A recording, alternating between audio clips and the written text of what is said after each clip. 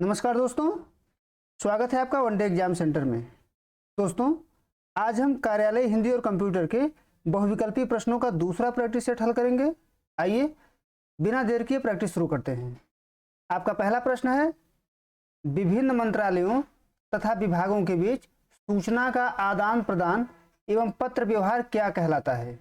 ए कार्यालय आदेश, बी अधिसूचना, सी परिपत्र और डी है कार्यालय ज्ञाप।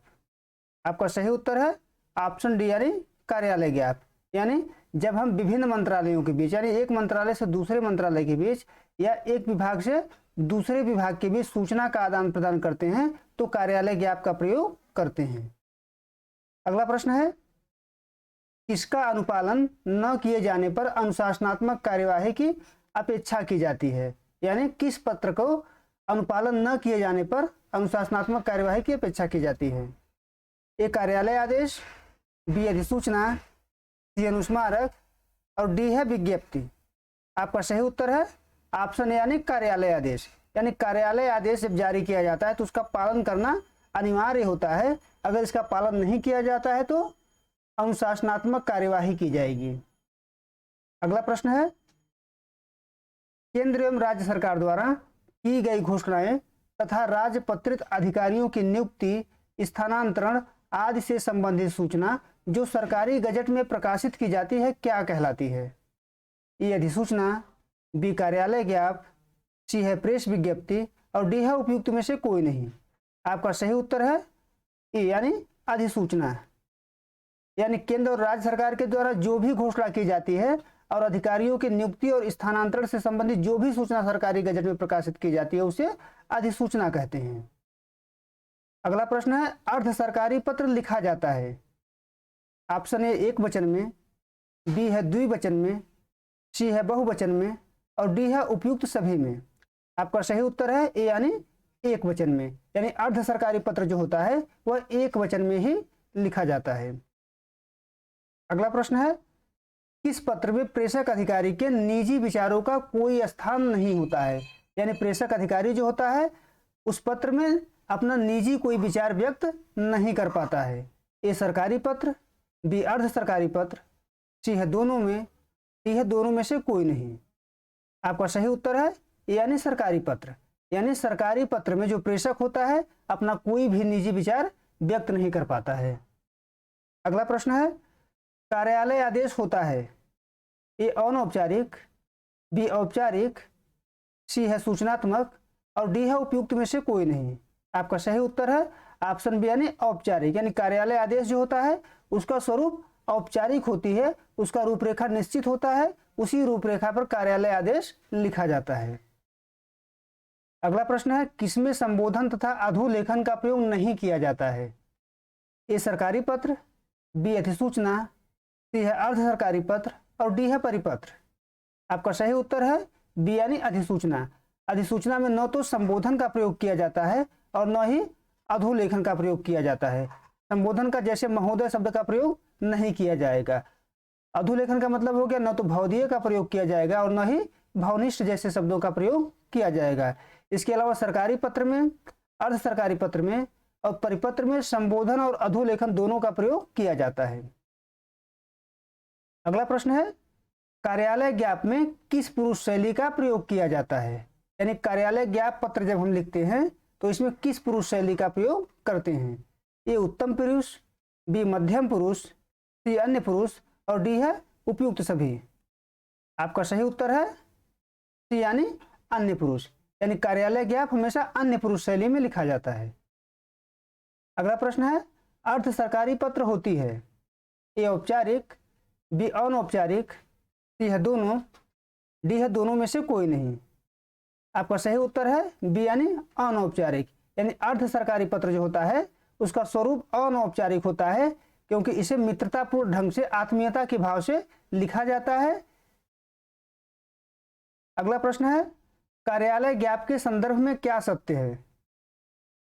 ए संबोधन तथा अधोलेखन का प्रयोग नहीं होता है, बी यह सूचनात्मक होता है, सी है इसके प्रथम अनुच्छेद में क्रम संख्या नहीं लिखा जाता है। यानी कार्यालय ज्ञाप में संबोधन और अधोलेखन का प्रयोग नहीं होता है, यह सूचना प्रदान करने के लिए होता है और सी है प्रथम अनुच्छेद में क्रम संख्या नहीं लिखा जाता है।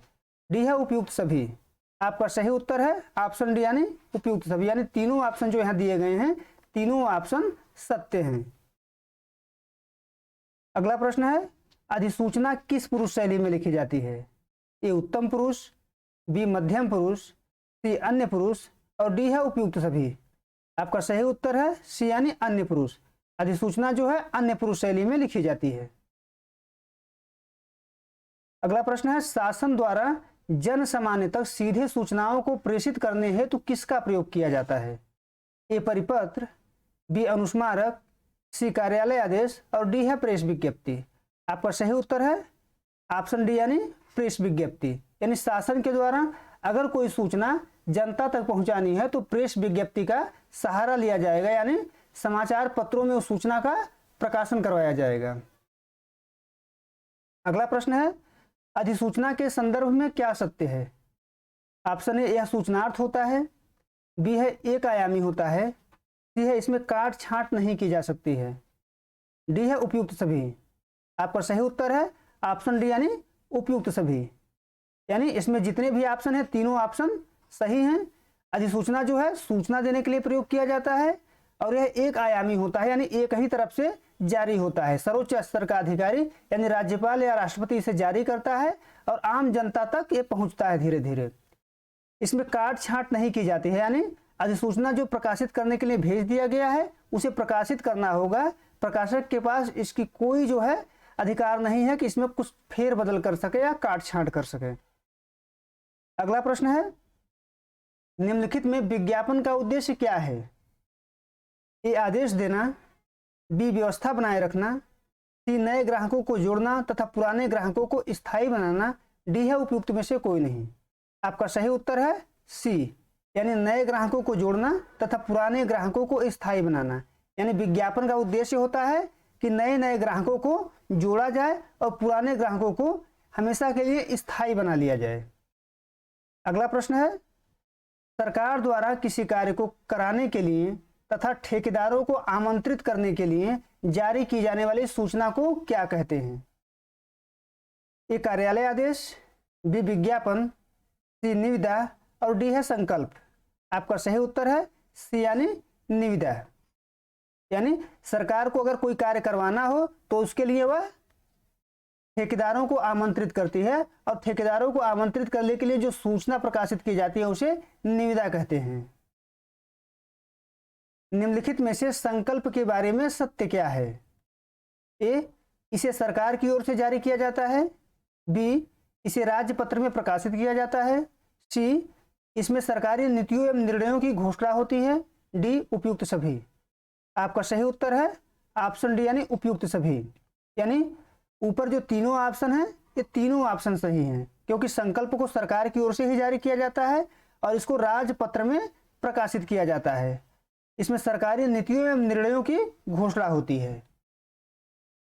अगला प्रश्न है प्रेस विज्ञप्ति के बारे में सत्य है, यानी जो नीचे कथन दिए गए हैं इसमें से कौन सा कथन प्रेस विज्ञप्ति के बारे में सत्य है? ए है यह औपचारिक होता है, बी समाचार पत्र की ओर से इसमें कोई फेरबदल नहीं किया जा सकता है, सी है इसे नियत तारीख को ही प्रकाशित किया जाता है और डी है उपयुक्त सभी। आपका सही उत्तर है ऑप्शन डी यानी उपयुक्त सभी। ऊपर के जो तीनों ऑप्शन दिए गए हैं तीनों सही हैं। यानी प्रेस विज्ञप्ति जो होता है उसका स्वरूप औपचारिक होता है और समाचार पत्र को जब प्रेस विज्ञप्ति प्रकाशित करने के लिए भेज दिया जाता है तो प्रकाशक को इसमें फेरबदल करने का कोई अधिकार नहीं होता है और इसे हमेशा नियत तारीख को ही प्रकाशित किया जाता है। यानी प्रेस विज्ञप्ति जो अधिकारी भेजता है वह सूचना देता है प्रेस को कि इसे अमुक डेट को ही प्रकाशित किया जाएगा, उससे पहले प्रेस इसे प्रकाशित नहीं कर सकता है। अगला प्रश्न है अर्ध सरकारी पत्र की भाषा कैसी होती है? ए आदेशात्मक, बी तटस्थ, सी मित्रतापूर्ण और डी है उपयुक्त सभी। आपका सही उत्तर है ऑप्शन सी यानी मित्रतापूर्ण। यानी अर्ध सरकारी पत्र जो होती है वह मित्रतापूर्ण भाषा में लिखी जाती है। अगला प्रश्न है निम्नलिखित में अधिसूचना के अंतर्गत सम्मिलित है? ए वेतन वृद्धि, बी अधिनियम, सी स्थानांतरण और डी है उपयुक्त सभी। आपका सही उत्तर है ऑप्शन डी यानी उपयुक्त सभी। यानी अधिसूचना के अंतर्गत वेतन वृद्धि, अधिनियम और स्थानांतरण तीनों सूचनाएं सम्मिलित की जा सकती हैं। यानी किसी अधिकारी का वेतन बढ़ाना हो, राष्ट्रपति या प्रधानमंत्री का वेतन बढ़ाना हो, वो भी अधिसूचना में शामिल की जाएगी। कोई अधिनियम बनता है तो भी अधिसूचना में शामिल होगा। और किसी अधिकारी का स्थानांतरण होता है, ट्रांसफर होता है एक जगह से दूसरी जगह, तो भी अधिसूचना में शामिल होगा। अगला प्रश्न है, निविदा को अंग्रेजी में क्या कहते हैं? ए टेंडर, बी है एडवर्टाइजमेंट और सी है नोटिफिकेशन, डी है उपयुक्त में से कोई नहीं। आपका सही उत्तर है ऑप्शन ए यानी टेंडर। यानी निविदा को अंग्रेजी में टेंडर कहते हैं। उम्मीद है दोस्तों आपको ये वीडियो पसंद आया होगा। आप हमारे चैनल को लाइक करिए, शेयर करिए, सब्सक्राइब करिए। बहुत बहुत धन्यवाद।